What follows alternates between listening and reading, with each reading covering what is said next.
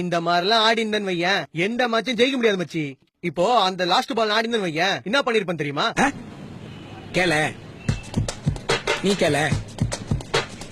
ரோஹித் நீ கேள. ஏய் நீ கேள. ஹலோ நீ கேளு மச்சி. கேளு தோனி. என்னடா பண்ணுவ?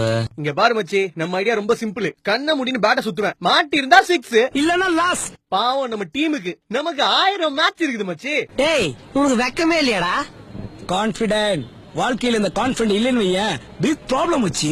அதுக்கு தான் நான் என்ன சொல்றேன்னா, டேய் மேட்ச் தோத்தது கூட எனக்கு காண்டா இல்லடா. நீ எல்லாம் அட்வைஸ் பண்ற அளவுக்கு நான் ஆயிட்டேன் பாத்தியா? தான் மச்சான் என்னால தாங்க முடியல. ஏய், பண்றது ரியலிடா இதே கேப்டனா உன் இடத்துல நான் இருந்தேன்னு வையேன் என்ன பண்ணிருப்பேன் தெரியுமா? கேள நீ கேள.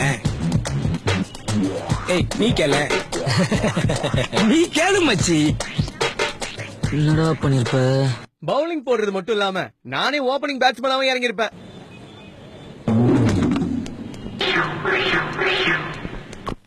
பேசுறான் மேட்ச் ஜெயிக்கிறது ஒரு மேட்டராடா. எங்க அம்மா எவ்வளவு சொல்லிச்சு, கிரிக்கெட்லாம் விளையாடாத பேசாம கோச் ஆயிடுன்னு. எல்லாம் என்ன சொல்லணும். இது எப்படி தெரியுமா இருக்குது? அண்ணா நீ கேள. சுத்த நீ பூச்சி மூஞ்சில ஊத்துற போடா.